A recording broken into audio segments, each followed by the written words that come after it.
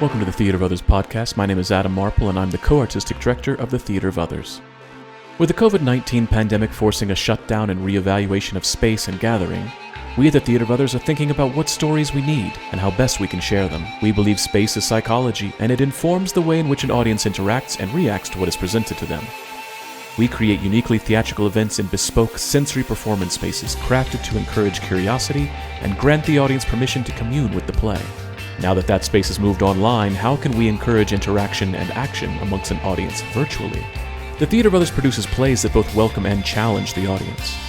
We are committed to international collaboration and are a laboratory that helps artists grow through intensive study of their craft. The Theater of Others creates a shared community of artists and audiences for the purpose of exploring the most profound issues of our lives and times. We believe the play watches the audience. The audience is necessary, and they are witness to what happens. And you get to be witness to us making that happen. The purpose of this podcast is to open up our process and let you in. We're peeling back the curtain, so to speak, and encouraging you to follow along, to ponder, prod, and question, to join us and criticize us if need be. Being a witness is no passive task, and it requires much from you. Are you up for the journey? On the podcast today from Melbourne, Australia, our co-artistic directors Booty Miller and myself in Cairo, Egypt. This podcast contains explicit language. Hey folks, welcome to the Theater of Others podcast. It's Adam, just by myself today. Booty is traveling. Our summers are so crazy. He's going one direction, I'm going the other direction. Can't figure out our time zones and can't quite get it all worked out just yet, but that's okay because something I want to talk about today, which I'll get to in a minute, but what gossip can I let you know about? We are getting ready to head to Bali. By the time this podcast comes out, it'll be about 2 weeks before we're in Bali for our second annual Taksu Theater training. Theater of Others coming together with these amazing Balinese artists to train performers from around the world in this new, not even new methodology, but a new way of introducing this methodology, I'll say. Balinese performing arts training, Fitzmaurice voice work, mask and clown, viewpoints, composition on top of Kachak and Gamelan and Panasar and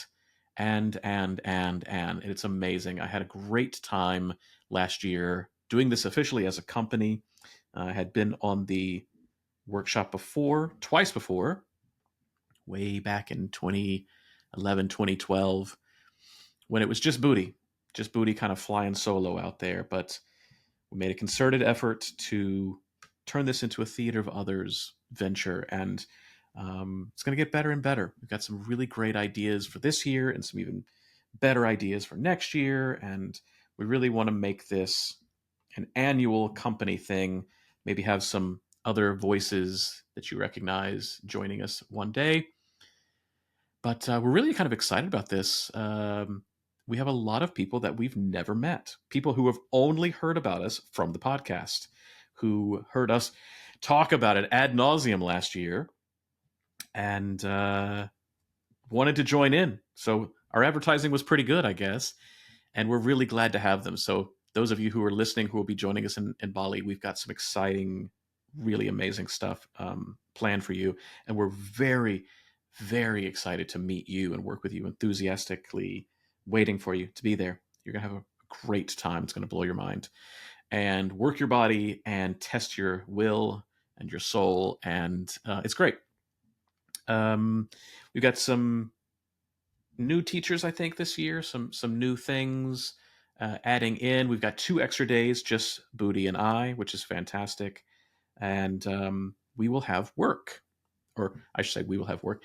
The participants will have work when they leave. They will have things that they will have been putting up, playing with, something they're coming in with that's really, they want to test and take it to a new level. And I really, truly believe that this workshop is a great breakthrough point for a lot of people. And it's why they keep coming back.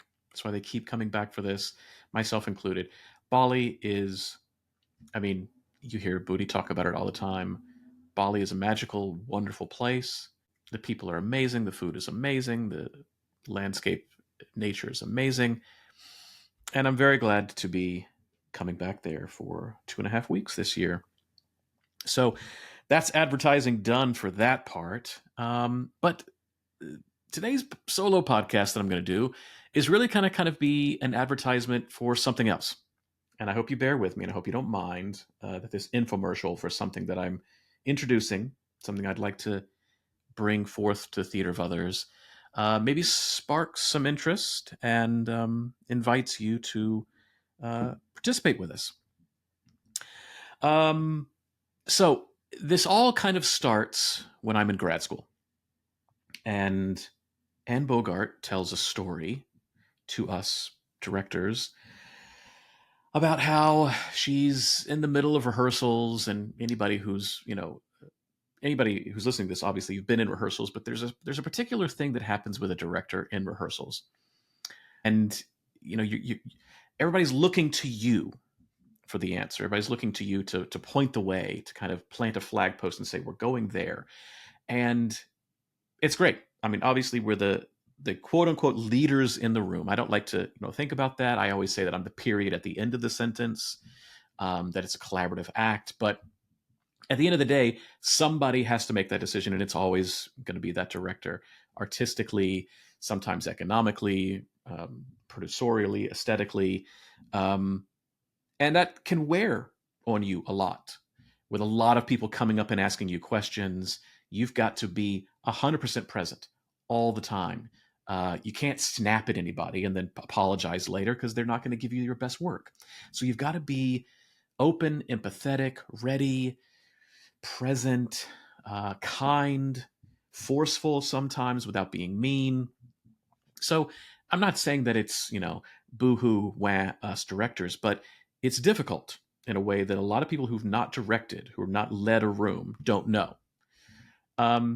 And so Anne was in one of her rehearsals with her company, who she's been around forever and ever, so that she loves them. They love her. But still, it was a difficult rehearsal. And she came home to her apartment, and in her apartment were Robert Woodruff. I think she said Peter Sellers was there, Martha Clark, some of the really great directors from her generation. And they were all in her apartment because they were going to get together and have drinks or something. And she came home from her apartment, shoulders slumped and kind of dragging her bag and just kind of regretting every decision she made in rehearsal, and thinking, tomorrow I'm going to have to go back in there and redo that scene, or I didn't quite answer that actor correctly, or maybe I said something that I'm going to have to apologize for that tomorrow. I could have said that a little bit better.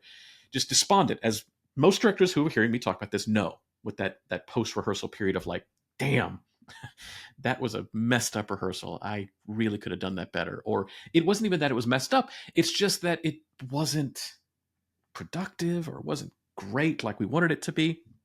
Anyway, Anne Bogart comes home, and in her apartment are these great other directors. And as soon as she walks in the door, they say, Anne, you just came from rehearsal. Here's a glass of wine. Come sit down. Oh my God, you made it.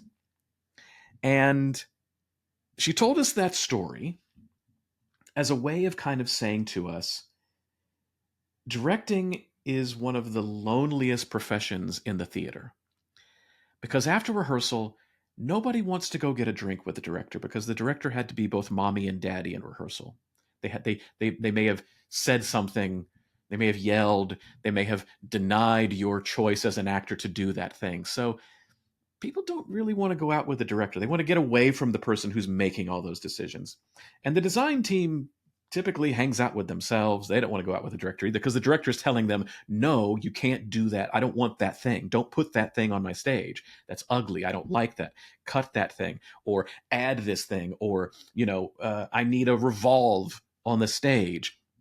Something that is either hampering their aesthetic vision or increasing the monetary value of something and needing more money. The producers and directors don't want to hang out either. I think we can all understand that reasoning. So the director just kind of goes home by themselves usually, and doesn't go out, doesn't hang out, maybe comes to the opening night party, but really isn't quite kind of welcome in a way. I mean, it's that there's a weird like power dynamic that hasn't quite shifted yet. And in the American theater, when the show is open, the director can't come backstage and can't give notes, so they're just kind of like wandering around. And so that story to us told us there is there's a kind of a camaraderie amongst directors who have been to battle, quote unquote, um, who understand what you've gone through, who understand a bad rehearsal, a good rehearsal, a non-productive rehearsal, a rehearsal that you didn't quite feel like you quite understood or quite did your best, or opening night versus the night before or the night after, that you're just sitting there struggling and there's nothing that you can do. You're sitting there hating all of your decisions and there's nothing you can do, and only another director will know that. But and this is the important part, and this is what I want to talk about today, directors don't hang out with other directors usually. We don't see each other's work in the room. We see each other's plays and we appreciate each other. We know what each other's doing, but we don't hang out with each other, and we don't see each other, and we definitely don't see each other's rehearsals. And that brought to mind something amongst me and my colleagues at the time, of something that we wanted to attempt to do, and we didn't. I've been out of grad school for many, many years now, and we never went about doing it. And it's something I'd like to implement in the theater of others. And it's something called the board of directors. Isolation amongst us all over the world. And directors feel this, I think. I'll speak for myself, but I know this from talking to young theater makers as well. Um, who do you go and talk to when you have a problem with an actor? Who do you go and talk to when you can't quite understand dramaturgically how to unlock this scene? Who do you go and talk to when you've got, a problem with a designer, with a producer, with a company, even? And you don't want to ruin your career. You don't want to get blacklisted. You don't want to become come off as problematic. Who do you go and just kind of sometimes complain to? Yes, but also really seek advice to. So this is what I'm trying to do here. The board of directors. There's a need for community among directors. We feel isolated a lot of times, and we want to share our personal stories or highlight this isolation. Young directors, especially, I feel, and this is who I teach all the time. This is who I'm interested in. Obviously, I'm interested in all of the theater. There's no doubt about that. But you know this about me. I'm training directors. I'm training young theater makers to make theater, not to be the medium and the interpreter, i.e., the actor on stage doing that. While I call this the board of directors, this is open to anybody who's interested in making theater. Writers, dramaturgs, actors. If you want to do something, of course, it's always the case. But this is especially for those who are constantly being put in charge of a room, constantly being looked to lead, to have the answers when you don't have the answers. And sometimes you've just got to bullshit and then later on figure it out. But if you come off as not knowing, it sometimes is unhelpful, and that confidence can be lowered. I am one of the first ones to say I don't know, because I think there is strength in being vulnerable and strength in saying I don't have all the answers. But if you're constantly saying you don't have all the answers, you constantly are vulnerable, it doesn't inspire confidence in your teammates who are looking for you to make the decisions. And if you don't make those decisions, then nothing gets done. So um, I would like to create a community amongst us where we can just kind of talk, share battle stories, share advice, talk through a problem. If you have something that you want to say, like, I've got this scene and I've got this idea, this concept, but what am I, does this concept, carry water? Does it make sense? What am I not thinking of? What are the ramifications if I do X versus Y? I'm going to cut Shakespeare. I don't understand this passage. I'm thinking of getting rid of it, or I've got this amazing idea for blah blah blah blah blah, but I don't have anybody to talk to about. Well, here we go. Come and talk to us. Um, yeah, the vision of this, like I said, started in grad school where I was surrounded by five other amazing directors who pushed me on a daily basis, questioned, really kind of critiqued in a beautifully kind, forceful way, and made me a better artist because of that, and understood what I was going through. We shared actors, we shared space, we shared all those things, and they could be like, "Yeah, they're not a great beginner, but they really do come through in the end. Don't worry, trust the process." Or I've actually found if you use the other side of the room, those kind of beautiful things that can be shared by only being with another person who knows exactly what you're going through. So we want to create that community. You know me. I create community so that empathy can be spread, to share those experiences and to support one another. Another lovely feature of this can be mentorship. Younger directors, you, I've been asked about being an assistant director, what that means, and I may have told this story in the podcast before, but I'll tell it briefly again. Um, I have assisted a couple of times, and I've found them to be the most useless experience I've had in the theater. It's the same thing with teaching directing. You can only teach directing by being there directing. You can do everything about reading, you can do everything about watching somebody else, but unless you're actually in the crucible of standing up there basically naked and making decisions and having everybody trust you and being responsible for something, you don't actually learn. But there's great benefit in mentorship, about talking about the things that you're doing, speaking with someone who's been there before, who can kind of, not guide you, but like question you, question your presumptions, your preconceived ideas, and also tell you, I've been there, I've done that. Try not to make that wrong decision. The business of directing is very different than the business of acting. We don't audition. We're not putting out headshots. We're not doing self tapes. So is it all just portfolio like a designer? No. Is it all just interview, like a regular job? No. It's a lot of things, and your demeanor and your attitude and your aesthetic and your vision and your ability to work quickly and problem solve more than anything else. Those are things that you're not necessarily taught. You have to experience and you have to learn from. So that mentorship quality, that mentorship capacity, um, can be really very helpful. And it's something that I've always pushed when I taught something called Professional World.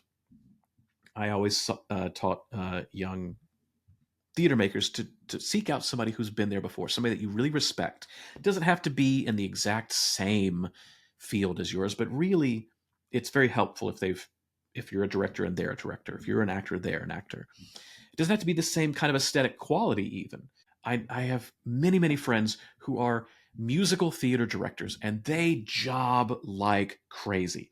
And the amount of work that they do, not just the work that takes place in the rehearsal of a musical theater production, but the amount of jobs that they have going on and on and on and on, that they're working that regional theater circuit, that they're going from Maine to Evanston, Illinois, and they have a show down in Charlotte, and then they're going to scoot over to Sonoma and do something. Like, it's crazy the amount of work that somebody can do.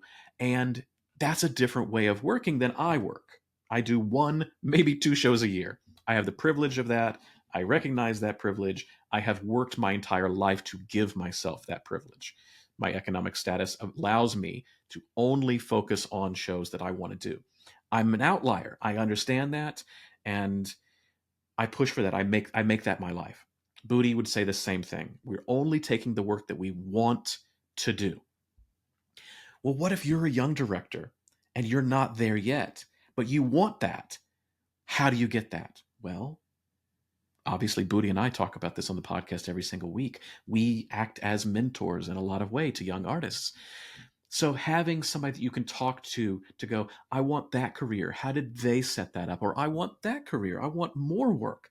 I want to be working constantly, nonstop, this theater, that theater, doing this, that, or the other. How do they do that? How do they maintain that? How do they have a family and do that? How did they buy a house and do that? These are all things that having that mentorship can really help to provide. Speaking with somebody that is, I don't want to say older, because it's not about age. It's not even really about, it's a little bit maybe about maturity, but it's about um, where they are in their career. So having a mentor that could be the same age as you or younger if you're getting a later start, because they have worked out a path of their career, having that conversation. What if you're interested in moving overseas? You've been in the United States, you've been in Australia, you've been wherever you are listening from, and you understand your country and you understand how the theater works there, but I want to go and direct in Australia. I want to go direct in Mexico. I want to go direct in the Middle East. Who can I talk to? How can I learn what that's going to be? How can I expand my vocabulary, not just in terms of the playwrights that I would need to understand, but the culture of the rehearsal room. Having directed all over the world, the culture of the rehearsal room is one of the most fascinating things. And we talk about this, Booty and I, all the time. Our aesthetic is Balinese. I started the podcast talking about Bali. We're going to be going to Bali, and when we work, we bring Bali with us. But wherever I go, I can't just make wherever that is Bali. I have to bring the Balinese aesthetic that inspires our company so much into a rehearsal room that has its own established culture. And it's not one or the other, it's a new thing. One and one equals three. And so, how do you find out what these cultures are if you're not talking to another director? You're going to go work in Egypt, but you've not talked to an Egyptian director about what Egyptian actors and Egyptian producers and Egyptian designers are like. I have some news for you. It's very, very, very different and very frustrating from own personal experience. My first show, my first two shows, to be honest, um, I was not happy with them because I was battling a culture that was established in the rehearsal room versus introducing a new culture with that culture. That's just something that I wish somebody had told me about. And I had nobody to talk to. Me, myself, I had nobody I could talk to about that. I wish I had that kind of thing. So, mentorship opportunities, a community for directors to share experiences, and a platform for directors to ask for help and advice. That's the vision that I have for the board of directors. So, um, I hope this is already kind of piquing some of your interest. Again, a lot of you have zero interest in being a director, and that's totally fine. I think we do need more directors in the world, but you've got to have the kind of the demeanor, the personality for it. And if that's not you, good on you. That's fine. Understand who you are, and don't try and put yourself in a position that's going to be uncomfortable for you because you think that's what you got to do. Try it out. Don't try it out. It's okay. It's all right.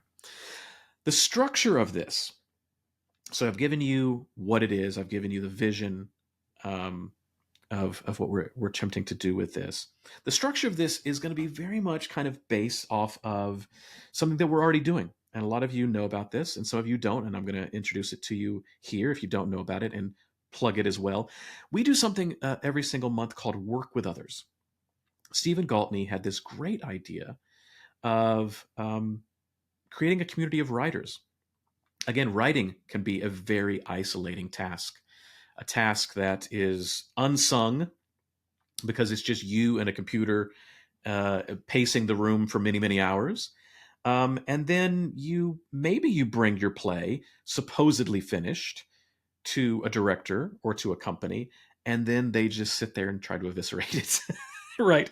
You're supposed to have fully formed a perfect piece of theater without what feedback, without people to bounce the ideas off of, without just other people looking at it.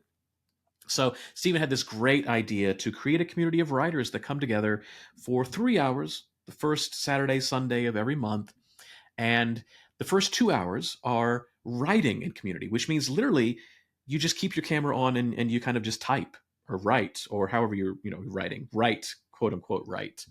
And it could be anything that you're working on. You could be working on a poem, you're working on a short story, you're working on an outline for who knows what. I have done it where I have sat there and I've done marketing campaigns when we were getting ready for COP. Just to be there with somebody, it's an accountability partner is the idea. The first 2 hours, and then that last hour is maybe talking about the work, sharing the work, asking questions about the work, getting some critique on the work, and there's no pressure to stick around. It's just a kind of a accountability partner check-in of saying, like, if you can only come for the first hour, come for the first hour, but that first hour we're all there rooting for you to write. And then if you do want to share, great. Or maybe you didn't make it for the first 2 hours, but you came for the last hour because you have written something this week and you really need people to hear it. Great. And this has been going on for, gosh, almost a year now. Stephen, remind me.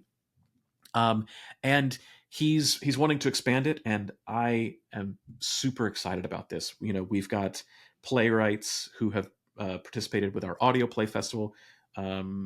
Weekly coming to him from all over the world: Singapore, Australia, Bangladesh, Egypt, United States. It's really quite wonderful. I saw the effectiveness of that, and I wanted to do this with the board of directors. So we also will do a monthly Zoom meeting.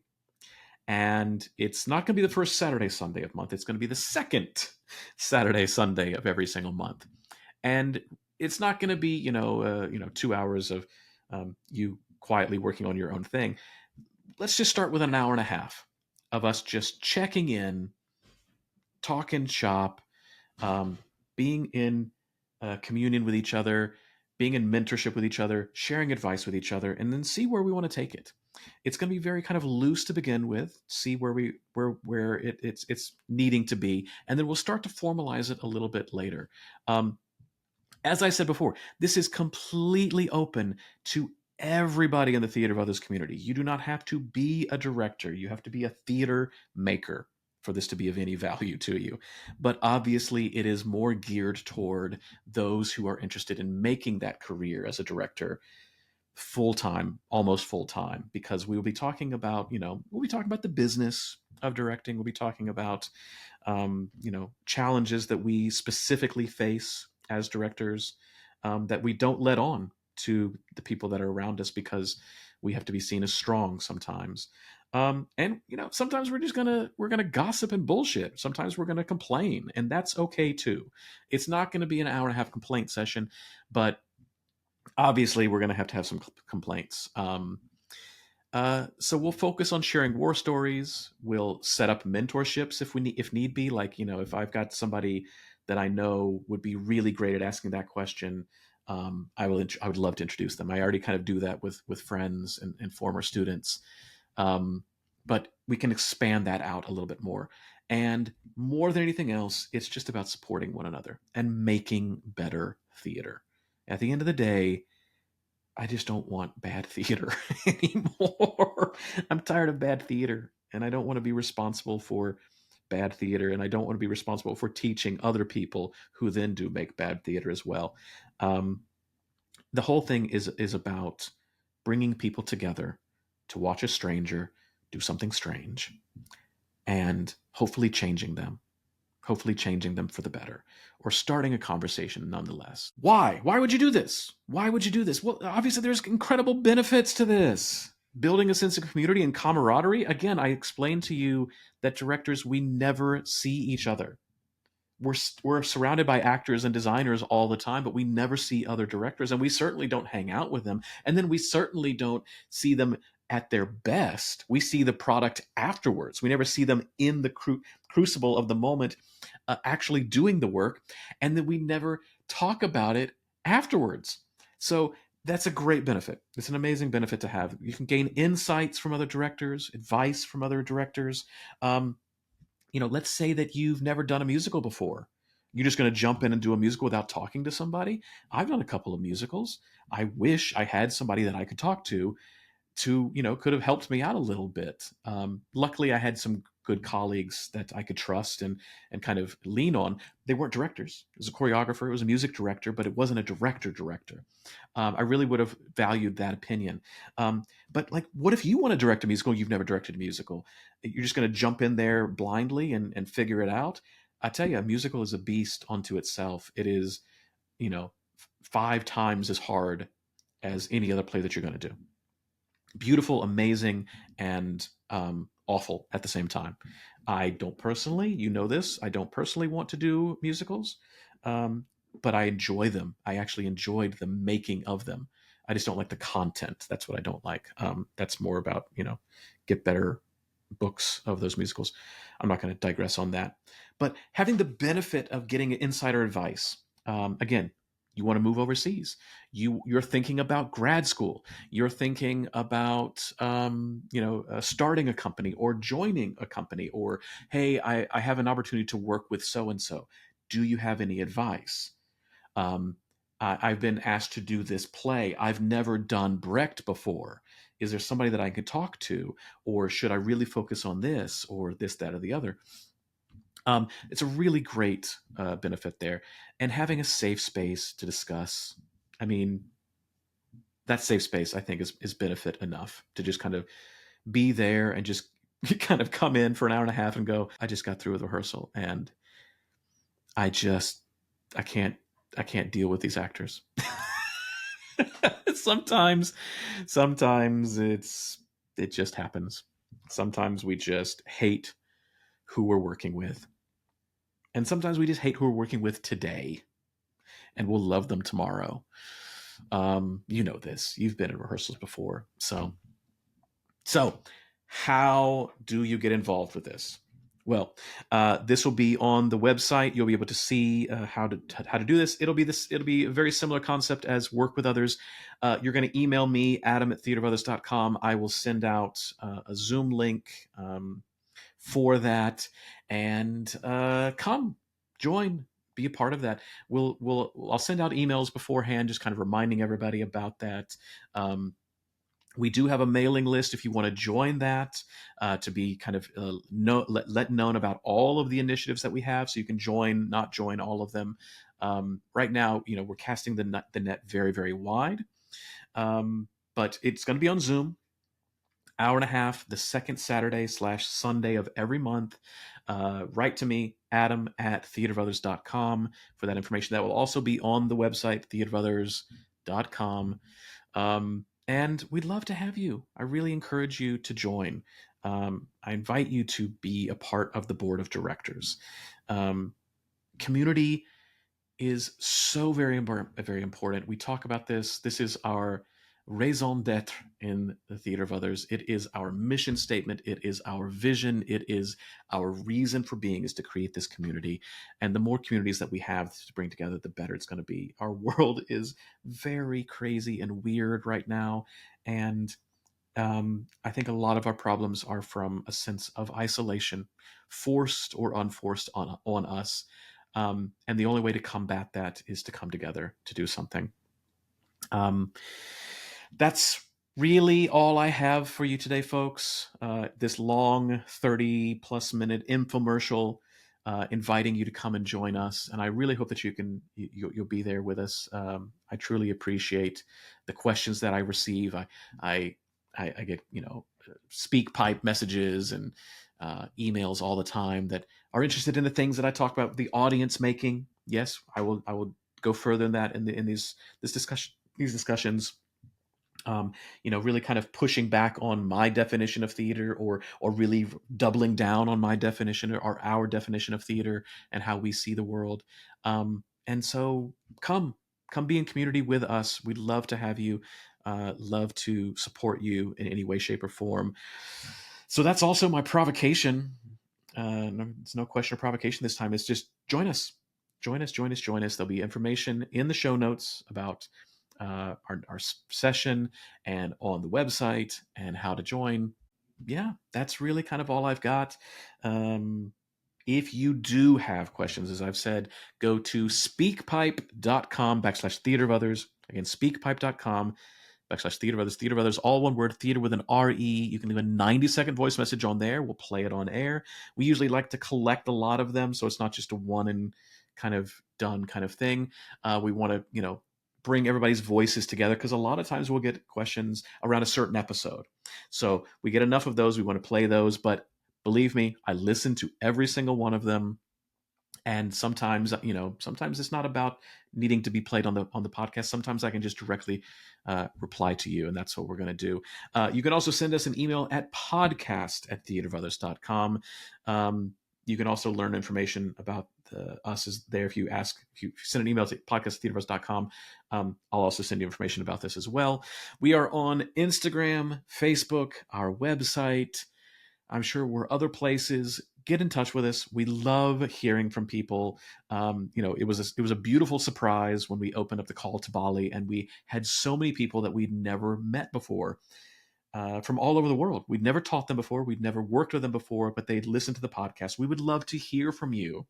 Obviously, we love you coming to Bali, but we'd also love to hear from you as well. What your thoughts are, what your concerns are, what your conundrums are, what you argue with us about when you're walking down the street listening to a podcast, or what park your car and listen a little bit longer to this conversation, or go, I never thought about that. We love that. We love that. We love that. We love that. But the only way you're going to know about these initiatives that we've got coming up, the only way you're going to know about the things that we really are kind of back burner working on for you, our community, is if you subscribe. That's the only way you're going to know about these things. And it really does help us out if you give us 5 stars and leave a comment. The algorithm, nobody understands the algorithm. We just know that when you do that thing, it tends to help us out. We have maintained our top 5% podcast of the world for quite a while. It'd be really great to kind of break into the next tier of things. We would love if you were to share this with somebody, other theater people who maybe think similar to you, or maybe they don't think similar to you, and you want to say, have you thought about this? We really, really appreciate the shares. The shares are, it's just great to see numbers kind of grow over time, and we really want to kind of push through. We're at a plateau, which is fine, which is great. We're almost at 250 episodes. It's crazy, 5 years doing this, and we want to kind of go to the next level. You may have heard this year we're talking about some other things and kind of pushing it into a new direction. We really want this to kind of go to the next level. So we really appreciate that if you were to do that. So I appreciate you listening to this long commercial. I hope to see you for our first session. And in the immortal words of Dr. E. Putu Budiawan Miller, goodbye, and thank you for listening.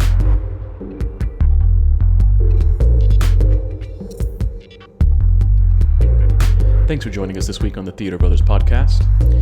Make sure to visit our website, theaterbrothers.org, where you can subscribe to the show in iTunes, Stitcher, or via RSS, so you'll never miss a show. While you're at it, if you found value in this show, we'd appreciate a rating on iTunes. Or if you'd simply tell a friend about the show, that would help us out too. A special thank you to Purple Planet for the music you've heard. The Theater Brothers creates a shared community of artists and audiences for the purposes of exploring the most profound issues of our lives and times. We believe the play watches the audience. The audience is necessary, and they are witness to what happens. And you get to be witness to us making that happen. The purpose of this podcast is to open up our process and let you in. We're peeling back the curtain, so to speak, and encouraging you to follow along, to ponder, prod, and question, to join us and criticize us if need be. Being a witness is no passive task and requires much from you. Are you up for the journey? Be sure to tune in next week for our next journey.